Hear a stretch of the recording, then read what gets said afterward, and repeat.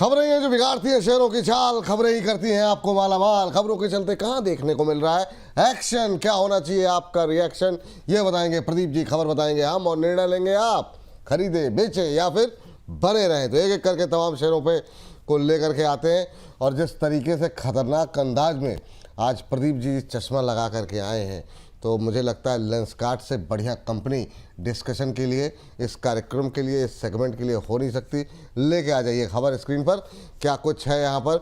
Block window में आज Lenskart में करीब एक बड़ी ब्लॉक डील सुबह देखने को मिली। 3.8 करोड़ शेयरों का बड़ा सौदा यहाँ पर होता हुआ दिखाई दिया। 502 के आसपास अभी चल रहा है। ब्लॉक ट्रेड डील की कुल वैल्यू करीब करीब 1862 करोड़ रुपए, 1862 करोड़ रुपए बताई गई है।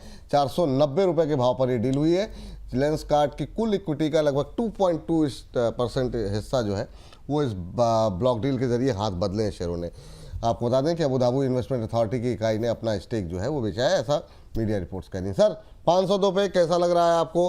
और 2% डिस्काउंट पे ये ब्लॉक डील हुई, अभी वापस वहाँ पे आ गया है, उससे ऊपर आ गया है। इनफैक्ट अभी क्या करना चाहिए? लेंसकार्ट कैसा लग रहा है सर? बिल्कुल जी, बहुत बढ़िया लेंस कार्ड मुझे अभी लग रहा है। जिस जोन पे है 501-2 के आसपास का भी प्राइस चल रहा है। हो सकता है कि एक छोटा मोटा डीप जो कि 465 से 450 तक आपको देखने को मिले, क्योंकि अभी बाजार ही ऐसा है। कहीं ना कहीं अप डाउन्स देखने, थोड़ा बहुत वॉलेटिलिटी मैं एक्सपेक्ट यहाँ पे करके चल रहा हूँ। लेकिन ओवरऑल देखा जाए तो लास्ट भी आप देखेंगे पैट ऑलमोस्ट 501 करोड़ के आसपास का पोस्ट किया था। मार्केट कैप भी देखते देखते ऑलमोस्ट 87,000 करोड़ के आसपास हो गया है। तो थोड़ा पी के हिसाब से अगर कैलकुलेट करके देखेंगे प्राइस टू अर्निंग रेशियो, तो 173, जो कि थोड़ा ओवर वैल्यूएशन लग रहा है। लेकिन आप देखेंगे जो न्यू एंटरप्रेन्योर्स है, आप देखेंगे जो न्यू एज बिलियनियर्स है, मुझे लगता है ना कि इनका इंटेंशंस फाउंडर्स लेवल पे या प्रोमोटर लेवल पे ज्यादा खराब है। अब लेंसकार्ट स्टार्टिंग से ही बहुत ज्यादा कंट्रोवर्सी में था कि वैल्यूएशंस को लेके। एंड पीयूष बंसल जी खुद आते हैं शार्क टैंक में, तो अलग अलग कंट्रोवर्सी रहा है स्टार्टिंग में। लेकिन जब आईपीओ में लिस्ट हुआ उसके बाद आप देखेंगे 358 360 का एक लो था। एंड उस दिन और आज का दिन 502 के आसपास का प्राइस है। इन्वेस्टर्स को, रिटेलर इन्वेस्टर्स को स्पेशली, एक्चुअल में पैसा बना के दिया। तो आईपीओ में बहुत सारे लोगों को अलॉटमेंट पे भी मिला था और पैसा भी बना के दिया। और अभी बहुत सारे बड़े बड़े इन्वेस्टर्स यहाँ से एग्जिट ले रहा है। मुझे लगता है कि आपको एज ए इन्वेस्टमेंट देखना चाहिए, एज ए ट्रेडिंग व्यू यहाँ पे पर्टिकुलर स्टॉक्स में नहीं होना चाहिए। अगर यहाँ से आपका 1.5-2 साल का फ्रेश व्यू है, जिस तरीके से इनका ऑफलाइन डिस्ट्रीब्यूशन नेटवर्क चैनल्स अलग अलग जगह पे इंक्रीज हो रहा है, एंड मुझे लगता है कि आपको बिल्कुल बने रहना चाहिए। एक डिप मिल सकता है, बाय करने का सलाह रहेगा। टारगेट यहाँ से मुझे लगता है कि 650 शॉर्ट टाइम में आना चाहिए। एंड ये जो चश्मा है विपुल जी, ये मैंने 2 दिन पहले लेंसकार्ट से लिया है। अच्छा, वाह वाह वाह वाह, ये अच्छा कि आपने डिस्क्लोजर दे दिया, बहुत शानदार सर। ये बात तो 650 तक जा सकता है ना सर, टारगेट जी आपने दिया। बिल्कुल बिल्कुल पर बिल्कुल। लग रहा है बड़ा खतरनाक। ये आपने खुद खरीदा सर या किसी के साथ जी में जी, गए? खुद खुद खुद किसी एक दोस्त था, उन्होंने मुझे जरा रेफरेंस दिया है, तो मैं पसंद आया तो लेके आ गया। तो था या थी दोस्त? न था सर, था, थी का अभी सर चांसेस नहीं है। सर था। दोस्तों मतलब दोस्त दोस्त भी नहीं रखते आप? ये दोस्त तो सर बहुत है। अभी हाँ, आप क्या ही मैं बोलूं, सब लोग तरह का दोस्त मेरा है। सब तरह का मतलब? चलिए सर ठीक। आप मुझे बातों में फंसा देंगे, मैं फंसने ओह वाला चलिए, नहीं हुआ। हाँ, आप फंस चुके हैं सर, है ना? जहाँ फंसना था फंस चुके हैं आप। चलिए खैर, बड़ी अच्छी बात है।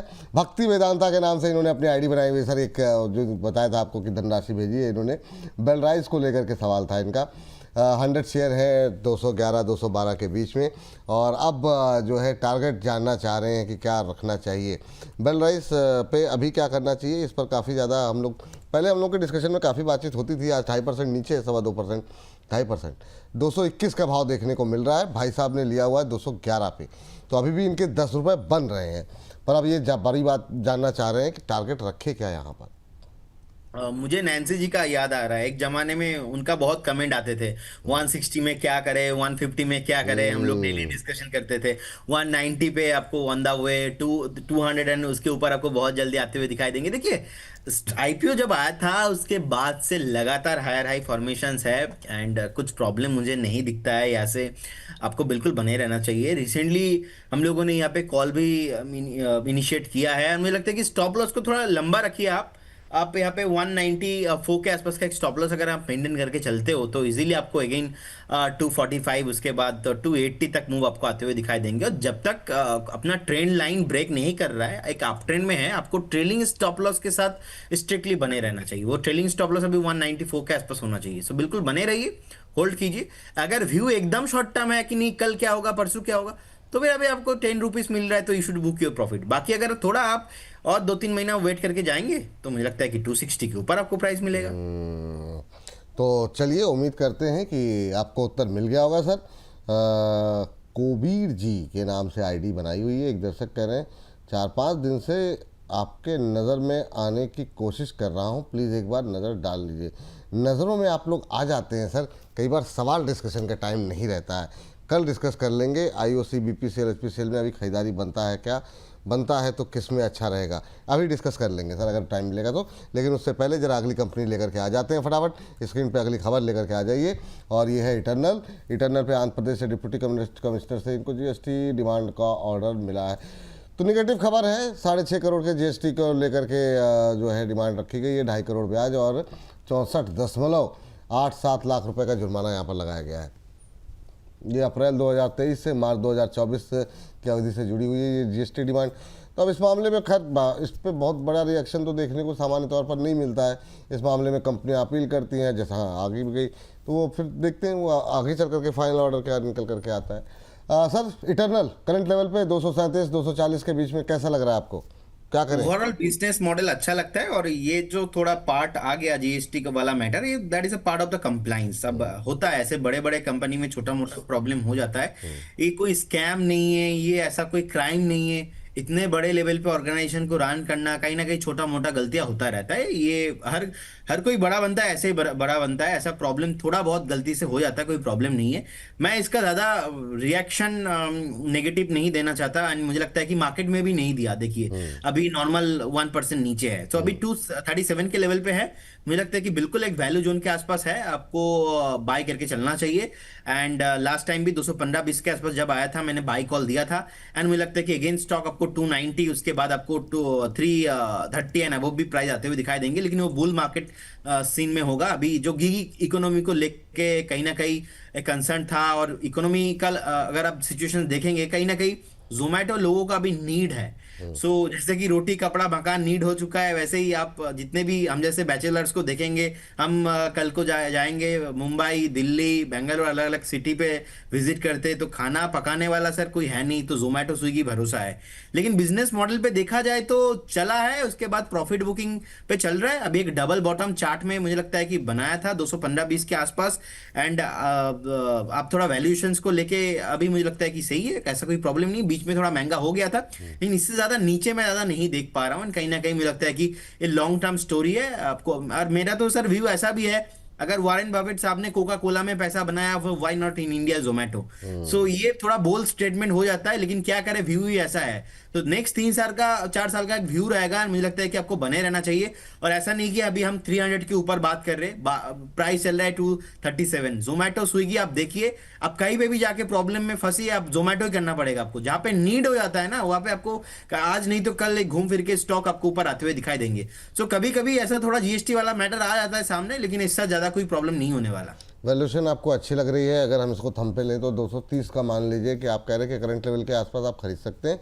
टारगेट क्या रखें सर, और क्या टाइम फ्रेम के साथ? शॉर्ट टाइम में मुझे लगता है कि एक बार 290 एंड उसके बाद आपको 315 तक मूव आते हुए दिखाई देंगे। ये कितने टाइम में सर?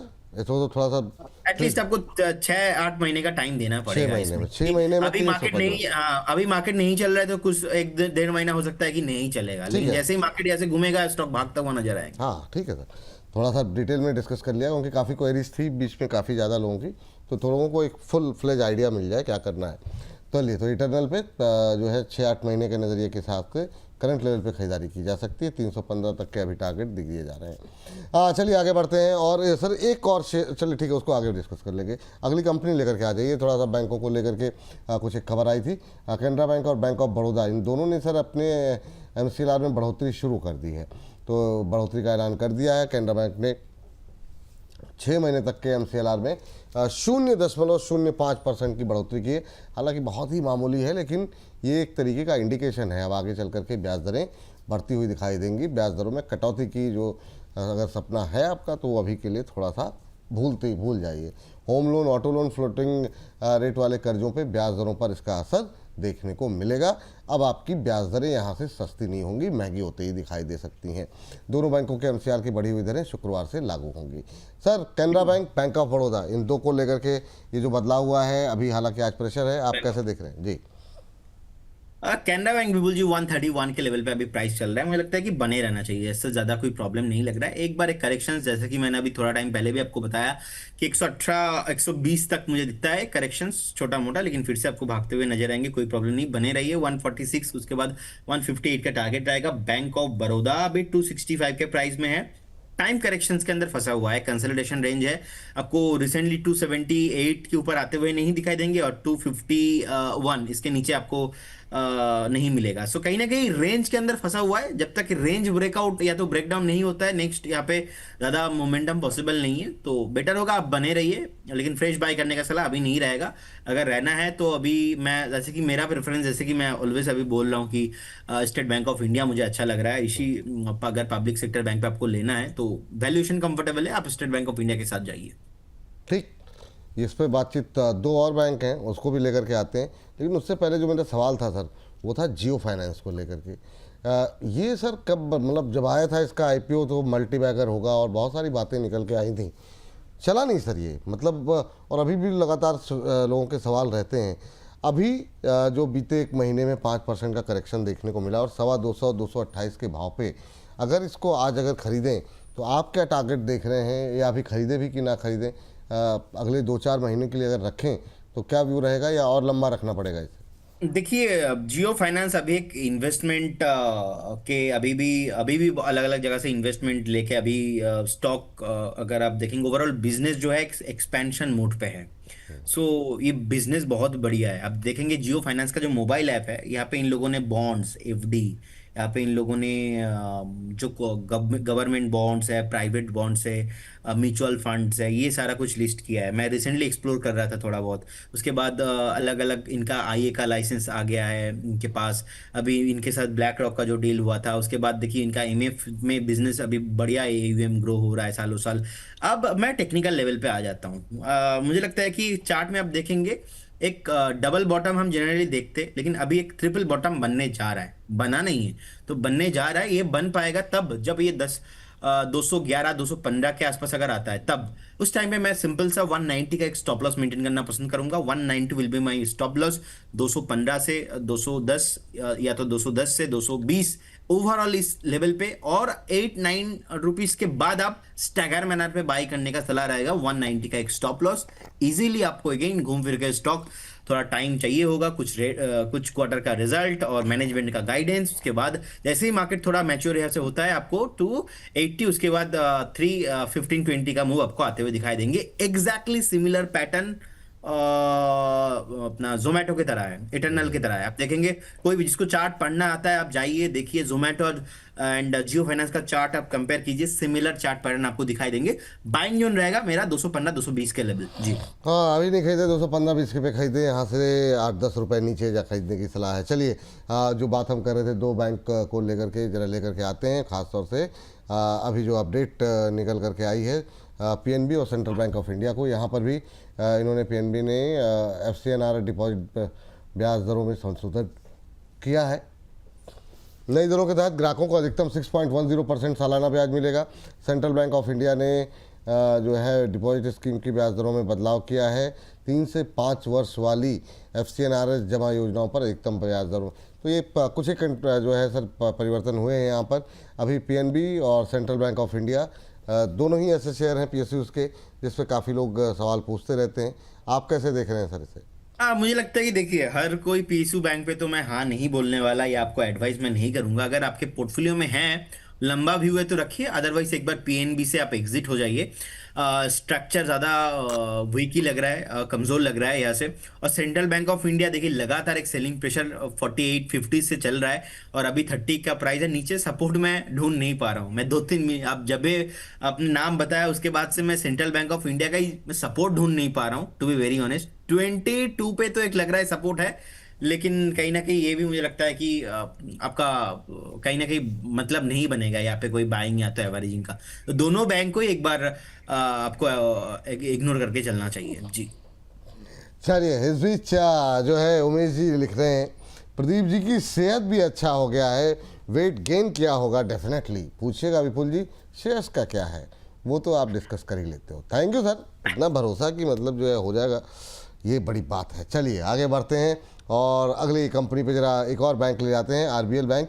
भाविन लखपतवाला को सीएफओ नियुक्त करने की बात यहाँ पर की जा रही है सर। ये कुछ एक मीडिया रिपोर्ट सामने आई है। एचडीएफसी के सीनियर एग्जीक्यूटिव वाइस प्रेसिडेंट रह चुके हैं भाविन, और आरबीएल बैंक में एनबीडी ने एक बड़ी हिस्सेदारी भी हाल में खरीदी है। शेयर पे कोई खास गतिविधि नहीं है, ऑलमोस्ट फ्लैट 360 पे आरबीएल बैंक। कैसा लग रहा है? बने रहने का सलाह होगा, फ्रेश बाई करने का भी सलाह रहेगा। डिस्क्लेमर डिस्क्लोजर अप्लाइड क्लाइंटों के पोर्टफोलियो में हो सकता है। ऑलरेडी वी रिकमेंडेड, बहुत लोअर टाइम फ्रेम से हमने रिकमेंड किया है। 425 430 ऑन द वे, बहुत जल्दी आपको आते हुए दिखाई देंगे 430 एंड अबव। चलिए ये बात है। इस बीच से लेकर के आते हैं जी एंटरटेनमेंट। जी एंटरटेनमेंट पे खबर है 2300 करोड़ रुपए जुटाने के प्रस्ताव को मंजूरी दे दी है। एक्सपेंशन और तमाम अपने कमर्शियल योजनाओं को आगे बढ़ाने पर ये जो है एक्सपेंशन पे ये कंपनियां जो है खर्च करने जा रही है। स्ट्रेटजिक और बिजनेस इनिशिएटिव्स के लिए ये फंड जुटा रही है।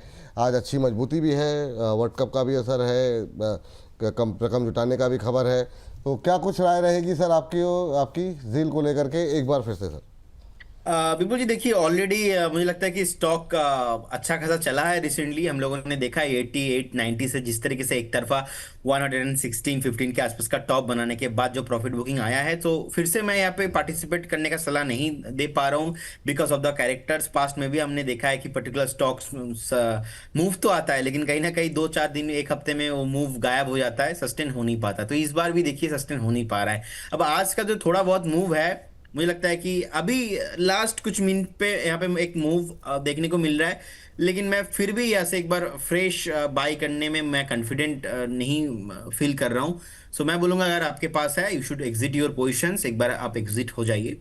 मैं फिर से अगर 135 इसके ऊपर सस्टेन हो जाता है तो आई कैन अगेन थिंक, मैं रिव्यू करना पसंद करूंगा, लेकिन अभी तो मैं बाय नहीं करूंगा इसको। चलिए अभी बाय नहीं करेंगे, ये बात है प्रदीप जी की तरफ से। एक सर अगले शेयर पे जाएं, एक दर्शक की टिप्पणी आई है, सचिन मित्तल जी हैं।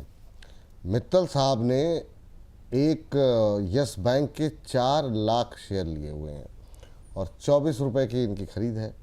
कह रहे हैं कि अराउंड 1 करोड़ के आसपास इन्होंने ख़रीदा है। अब बताइए क्या करा करे, होल्ड और एवरेज प्रमोटर बनने की सोच रहे हैं यस बैंक। तो ये जिन्होंने अपनी जो है पुरानी जो मैंने इन पर टिप्पणी की थी उसको उठा करके बोल दिया, लेकिन अच्छा खासा लॉस यहाँ पर इनको हो रहा है सर। अब 24 रुपये पे 4 लाख शेयर लेकर के बैठे हुए हैं, क्या करेंगे सर? अब उसके बाद से खुद ही मजाक भी उड़ा रहे हैं, क्या करें सर यस बैंक में? रिसेंटली विपुल जी लास्ट वीक भी हम लोगों ने डिस्कस किया हाँ था वही कि वही वही। उनका प्रोमोटर जो था वो विभाग गया, असली वाला प्रोमोटर।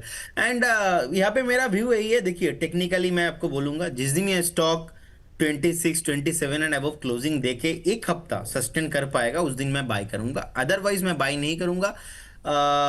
क्योंकि येस बैंक बहुत वॉलेटाइल रहा है और इतने लोगों के पास भर भर के है स्टॉक। जिस दिन ये 27-30 तक आएंगे बहुत सारे लोग प्रॉफिट बुकिंग करने आ जाएंगे। सो जैसे कि आपने 24-25 में एंट्री लिया है, बहुत सारे लोग स्टॉक में मैं ऐसे भी लोगों को जानता हूँ 105 120 से फंसे पड़े हैं येस बैंक पे।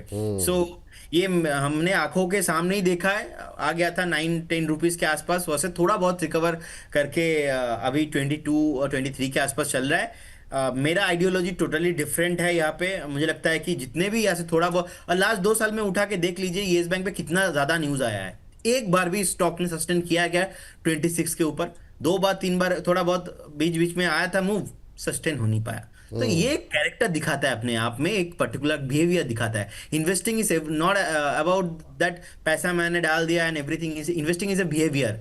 ये बिहेवियर को आपको रीड करना पड़ेगा। एंड मुझे लगता है कि आपने बहुत ज्यादा शेयर लिया है सर, आप ट्राई कीजिए, जैसे ही कॉस्ट टू कॉस्ट थोड़ा बहुत आता है, थोड़ा बहुत आप एग्जिट होने का प्लान कीजिए। एंड अलग बहुत ज्यादा स्टॉक है मार्केट में, हम लोग अलग अलग स्टॉक को लेके डिस्कशन करते रहते हैं, आप ऐसे ही कोई स्टॉक पे आप इन्वेस्टमेंट करने के बारे में सोचिए। लेकिन येस बैंक को मैं अपने साथ नहीं ले पाऊंगा इस बार जी। ठीक।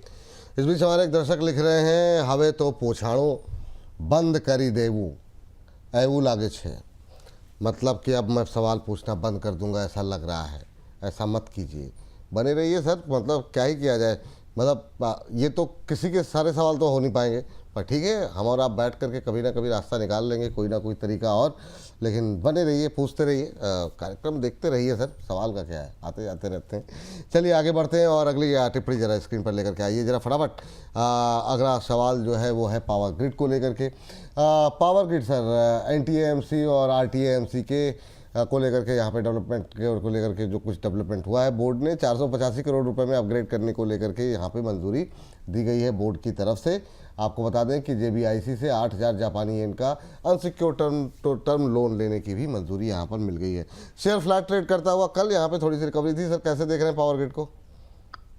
देखिए, अभी थोड़ा मुझे लगता है कि रेंज के अंदर फंसा हुआ है। It will take some time, थोड़ा टाइम चाहिए होगा। अभी इमीडिएट लेवल पे क्योंकि PSU स्टॉक है, तो आपको इमीडिएट लेवल पे यहाँ पे ऊपर आते हुए नहीं दिखाई देंगे।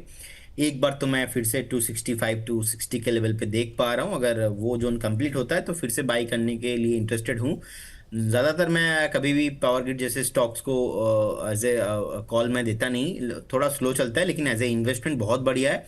एंड लास्ट टाइम डिविडेंड भी दिया था, ऑलमोस्ट जी 3% के आसपास डिविडेंड भी दिया था। तो बढ़िया स्टॉक है, आपको पोर्टफोलियो में रखना चाहिए अगर आप थोड़ा बहुत लॉन्ग टर्म व्यू है आपका तो। चलिए ठीक है, ये बात है यहाँ पर। और इसके बाद अगली कंपनी लेकर के आ जाते हैं। यहाँ पर एक बड़ा ऑर्डर की खबर आ रही है वेस्कॉन इंजीनियरिंग को लेकर के। 347 करोड़ रुपए का ये ऑर्डर मिलता हुआ दिखाई दिया है। गुवाहाटी में CPW से ये ऑर्डर मिला है इनको। सर आज शानदार ऑर्डर मिलने के बाद धुआंधार रफ्तार देखने को मिल रही है, लेकिन क्या ये रैली टिकेगी? वेस्कॉन इंजीनियरिंग कैसा लग रहा है सर आपको? देखिए, कोई ज़्यादा स्ट्रक्चर पॉजिटिव यहाँ पे नहीं है। 800 करोड़ के आसपास का मार्केट कैप रहा है अभी। मुझे लगता है कि कोई भी मूव आता है उसमें आपको ट्रैप नहीं होना है। अच्छा बात है, चलो कुछ ना कुछ अच्छा डेवलपमेंट हो रहा है after a long time particular stock में। लेकिन मेरे ख्याल से अगर आपके पोर्टफोलियो में है तो एक बार तो आपको एग्जिट करने के बारे में सोचना चाहिए। ठीक है। इसके अलावा लेकर के आ जाइए ज़रा फटाफट अगली company UltraTech cement. UltraTech cement में यहाँ पर जो है एक रिन्यूएबल एनर्जी फर्म है सर, FPPL, उसमें जो है करीब 14% इक्विटी स्टेक खरीदने जा रही है। और PPL सर्विस के साथ कंपनी ने एनर्जी सप्लाई के लिए एक समझौता किया है और साथ ही साथ शेयर सब्सक्रिप्शन और शेयर होल्डर एग्रीमेंट भी साइन किया है। अभी क्या करना चाहिए सर अल्ट्राटेक सीमेंट को लेकर के, और क्या इस सीमेंट में जान है? ऑब्वियसली सर, जान है सीमेंट में, और लीडर है मार्केट का। एंड 10,879 के आसपास का प्राइस चल रहा है। 3,20,000 करोड़ के ऊपर का मार्केट कैप है।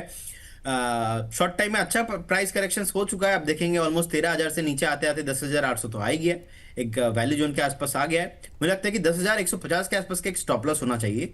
अगेन आपको स्टॉक में आपको 11,750 के 12,000 तक एन ऑल टाइम हाई आपको आते हुए दिखाई देंगे। बने रहना चाहिए, फ्रेश बाय करने का टाइम है। अगर थोड़ा आप लार्ज कैप में बिलीव रखते हो कि नहीं लार्ज कैप आपके पोर्टफोलियो में होना चाहिए, तो उसमें से एक प्रोमिनेंट स्टॉक अल्ट्राटेक सीमेंट है। चलिए ये बात अल्ट्राटेक सीमेंट को लेकर के आई है।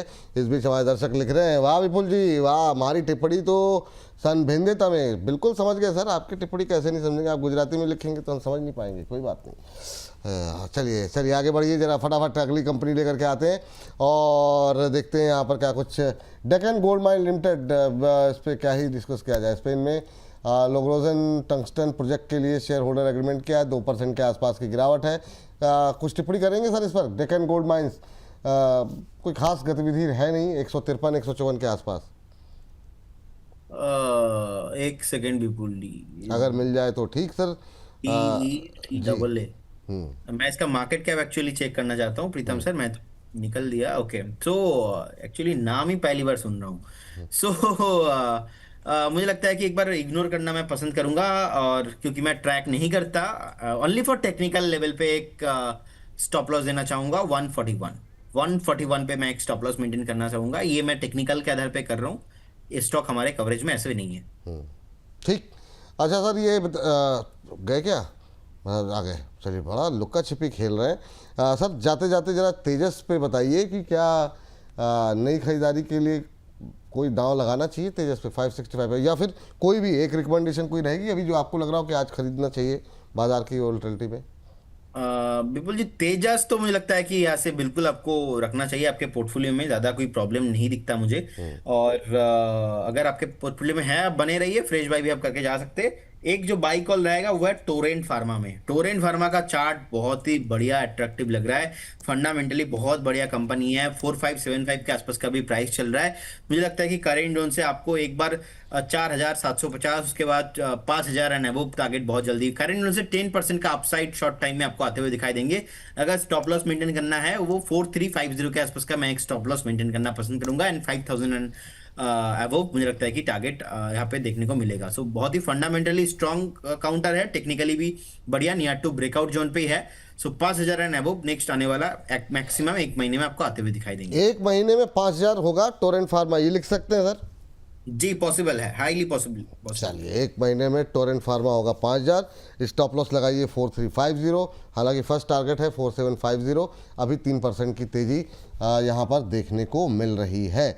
और तेजस का टारगेट क्या बताया सर आपने? मैं सुन नहीं पाया थोड़ा सा। तेजस का टारगेट सर 595 600 क्रॉस होने पे एक बार 750 तक आपको टारगेट मिलेंगे आते हुए। और ये 600 तक के टारगेट कब तक उम्मीद करें हम? ये 600 मुझे लगता है कि मार्केट अगर थोड़ा बहुत सपोर्ट दे देता है तो एक दिन में पॉसिबल है, एक हफ्ता भी हाँ, लग बात सकता है, सही, ऐसा कोई बिल्कुल। स्पेसिफिक वैसे नहीं भी लग- हाई बीटा काउंटर है, सही बात है, एक ही दिन में कवर बहुत कर वॉलेटाइल है, तो एक बार आप पोर्टफोलियो में रख के चलिए, पोजिशनल अप्रोच होना चाहिए। चलिए, ये बात है यहाँ पर।